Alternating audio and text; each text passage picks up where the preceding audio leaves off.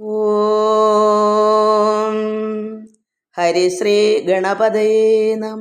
അവിഘ്നമസ്തു. ഓം നമോ ഭഗവതേ വാസുദേവായ. ശ്രീകൃഷ്ണ പരമാത്മനേ നമ. നമുക്ക് നാരായണീയം ദശകം 59 വേണുഗാനവർണ്ണനം അതാണ് നമുക്ക് വായിക്കാനുള്ളത്. നമ്മൾ കഴിഞ്ഞ ദശകത്തിൽ 10-ാം ശ്ലോകത്തിൽ വായിച്ചത് ഭഗവാൻ കാലഭേദം അനുസരിച്ചുള്ള ഭഗവാന്റെ വനവിഹാരം, കാരണം പശുക്കളെ മേയ്ക്കുന്നതും എല്ലാം കൃത്യനിഷ്ഠയായി മുടങ്ങാതെ അതായത് താപം ചൂട് വന്നാലും മഴ വന്നാലും മഞ്ഞായാലും എല്ലാം സഹിച്ച് ഭഗവാൻ കർമ്മം മറ്റുള്ളവർക്ക് വേണ്ടി അനുഷ്ഠിച്ചു, മറ്റുള്ളവരെ പഠിപ്പിക്കാൻ വേണ്ടി. അല്ലെങ്കിൽ ഭഗവാൻ വെറുതെ ഇരുന്നാൽ മറ്റുള്ളവരെ കണ്ട് പഠിക്കും. അതുകൊണ്ട് ഭഗവാനെ കണ്ട് വേണം എല്ലാവരും മനസ്സിലാക്കാൻ. അതുകൊണ്ട് ഭഗവാൻ എന്ത് ചെയ്തു?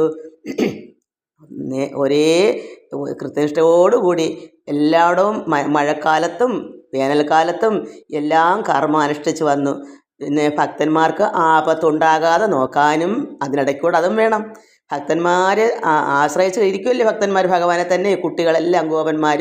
അപ്പോൾ ഭഗവാൻ അതിൻ്റെ ഉത്തരവാദിത്വമുണ്ട് ഭക്തന്മാരോട് പ്രത്യേകിച്ച്. അതുകൊണ്ട് അവരെ രക്ഷിക്കാനും അഥവാ ആപത്തുണ്ടായാൽ അവരെ സംരക്ഷിക്കണ്ടേ, അതിൽ നിന്നെല്ലാം മോചിപ്പിക്കണ്ടേ. ഇത് എല്ലാ കാലത്തും അങ്ങനെ തന്നെയായിരുന്നു ഭഗവാൻ.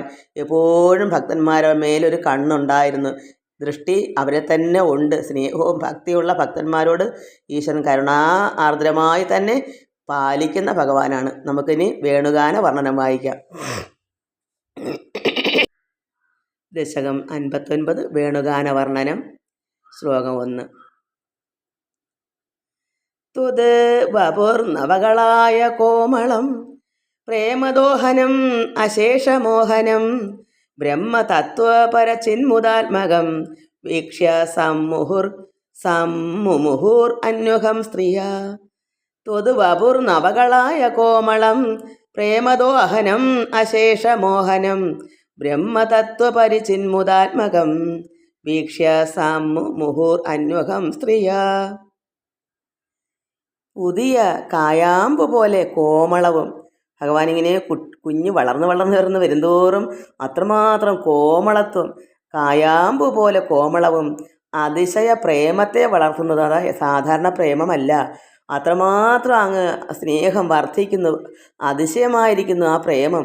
അത്രമാത്രം കുഞ്ഞുങ്ങൾക്ക് അത്രമാത്രം ഭക്തി സ്നേഹം അത്രമാത്രം കൂടുതലായിട്ട് വളർന്ന് വരുന്നു ഭഗവാനോടുള്ള ആ പ്രേമം.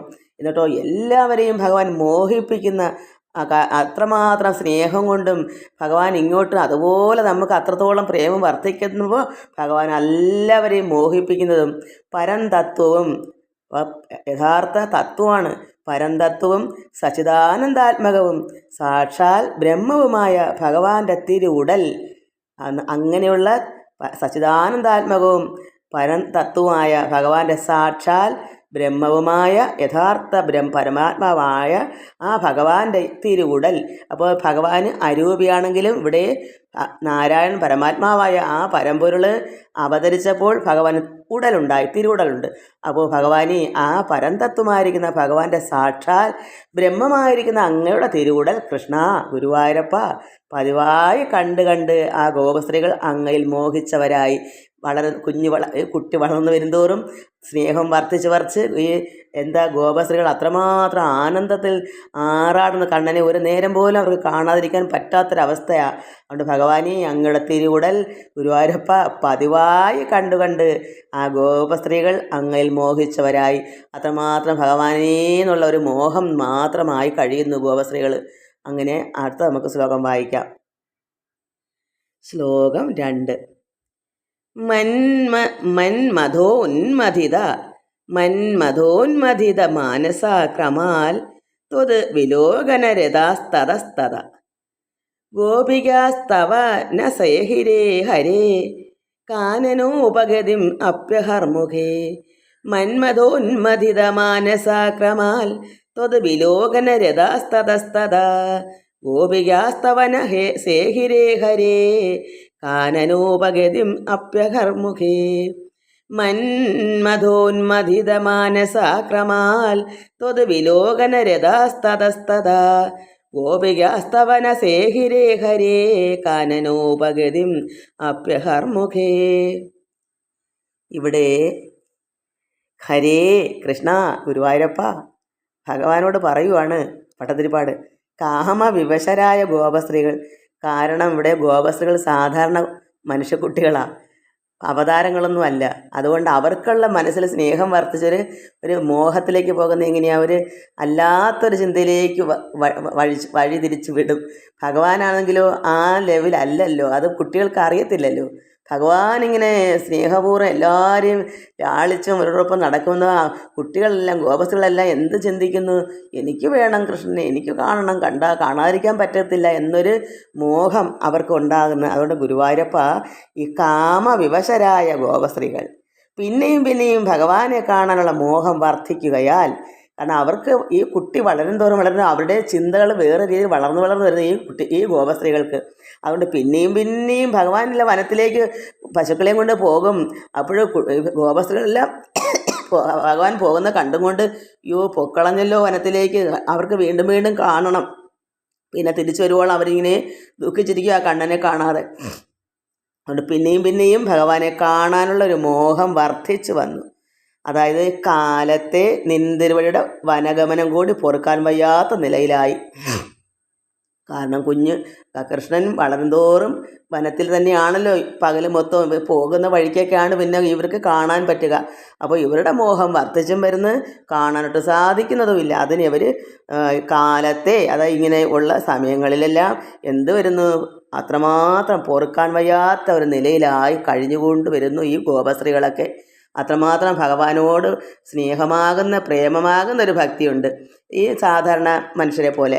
അപ്പോൾ അവർ ഇങ്ങനെ വിഷമിക്കുന്നു, കൃഷ്ണനെ കാണാൻ കിട്ടുന്നില്ലല്ലോ എന്നുള്ള വിഷമവും മോഹം വർദ്ധിച്ചും വരുന്നു, കാമം വർദ്ധിച്ചു വരുന്നു. നമുക്ക് അടുത്ത ശ്ലോകം വായിക്കാം. ശ്ലോകം 3. നിർഗതേ ഭവതി ദത്തദൃഷ്ടയ തുതുഗതേന മനസാ മൃഗേക്ഷണ വേണുനാഥ ഉപകർണ്യ ദൂരത ത്വദ്വിലാസ കഥയാഭിരേമിരേ. നിർഗതേ ഭവതി ദത്തദൃഷ്ടയ ത്വദ്ഗതേന മനസാ മൃഗേക്ഷണ വേണുനാഥ ഉപകർണ്യ ദൂരത ത്വദ്വിലാസ കഥയാഭിരേമിരേ. അത് ഗോപസ്ത്രീകൾ സുന്ദരിമാരാണ്. ഈ ഗോപസ്ത്രീകൾ അപ്പോൾ ഈ സുന്ദരിമാരായ ഈ കുട്ടികൾ ഗോപസ്ത്രീകൾ രാവിലെ ഭഗവാൻ കാട്ടിലേക്ക് പോകുമ്പോൾ, അവർക്ക് ഭഗവാനെന്നൊന്നും അറിയത്തില്ല, കൃഷ്ണൻ കാട്ടിലേക്ക് അത്രമാത്രം കോമളനല്ലേ. അപ്പോൾ ഈ കുട്ടികൾ എന്തു ചെയ്യും, കൃഷ്ണൻ ഇങ്ങനെ കാട്ടിലേക്ക് പോകുമ്പോൾ കൃഷ്ണ ഗുരുവായൂരപ്പ ഭഗവാനോട് പറയുന്നു ഈ ഭട്ടതിരിപ്പാട്, ഭഗവാനേ നാരായണ, ഭഗവാനിൽ തന്നെ മുഴുകിയ മനസ്സുമായി നിൽക്കുന്നതിലും ദൂരത്തു നിന്ന് തന്നെ വേണുഗാനം കേൾക്കുമ്പോൾ ഈ ഗോപസ്ത്രീകളെല്ലാം വഴികളിൽ വന്നിങ്ങനെ ചേർന്ന് നിൽക്കും. മറ്റുള്ള സ്ത്രീകളെല്ലാം അവിടെ ചേർന്ന് നിന്നിട്ട് ഭഗവാൻ തന്നെ മുഴുകിയ മനസ്സായിട്ടാണ് നിൽക്കുന്നത്. മറ്റ് ചിന്തകളൊന്നും രാവിലെ അവരുടെ വീട്ടുകളിൽ എന്താ ജോലി, ഇതൊന്നും അവർക്ക് ചിന്തയില്ല. കണ്ണൻ വരുന്നോ എന്ന് ഓടക്കുഴലിൻ്റെ നാദം കേൾക്കുന്നുണ്ടോ എന്നൊക്കെ ഇങ്ങനെ കാതോർത്ത് നിന്ന് വഴിയിൽ വന്ന് നിൽക്കും ഇവരെല്ലാവരും കൂടെ. അപ്പോൾ അങ്ങയിൽ ആ കൃഷ്ണനെ തന്നെ മുഴുകിയ മനസ്സുമായി നിൽക്കുന്നതിലും അവിടെ നിന്നാൽ ദൂരത്ത് നിന്ന് തന്നെ വേണുഗാനം കേൾക്കും. അപ്പോൾ ഇവർ വഴിയിലിങ്ങനെ വന്ന് എല്ലാവരും നിൽക്കുമ്പോൾ ദൂരേന്ന് കണ്ണൻ്റെ വേണുനാദം കേൾക്കും.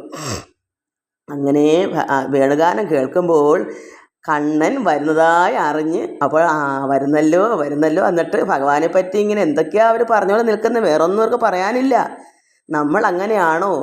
നമുക്ക് എന്താ നമ്മുടെ ചിന്ത, നമുക്ക് ഈ ലോകകാര്യങ്ങൾ കഴിഞ്ഞിട്ടേ പിന്നെ വല്ല വിധേനെ ഒന്ന് പ്രാർത്ഥിക്കാനിരിക്കത്തുള്ളൂ. ഒന്ന് ആലോചിച്ച് നോക്കുക, അങ്ങനെയല്ലേ മിക്കവാറും പേരെന്ന്. പക്ഷേ ഇവരങ്ങനല്ല. ഇവർ നേരം വെളുത്താൽ കണ്ണനെ കണ്ട് സമാധാനമായി. അവർക്ക് നമ്മൾ സാധാരണ സ്ത്രീകളല്ലേ, അപ്പം അവരൊക്കെ എന്താ അത്ര പ്രേമം വന്നത്? നമുക്കെന്തുകൊണ്ട് ആ പ്രേമം വരുന്നില്ല? മണവാളനായിക്കൂടെ, ഭഗവാന്റെ മണവാട്ടി ആയിക്കൂടെ നമുക്കും?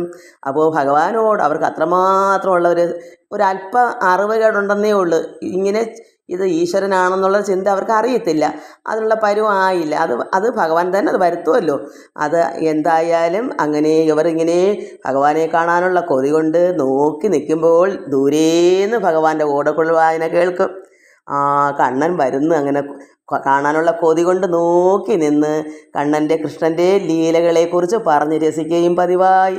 അപ്പോൾ കൃത്യനിഷ്ഠയായിട്ടാണ് അവരുടെ ജോലി. നമ്മുടെ കൃത്യനിഷ്ഠ രാവിലെ അങ്ങനെ ഉണ്ടോ എന്ന് ചിന്തിക്കണം. നമുക്കും രാവിലെ രാവിലെ എഴുന്നേറ്റാൽ ഇതാണോ നമ്മുടെ ചിന്ത?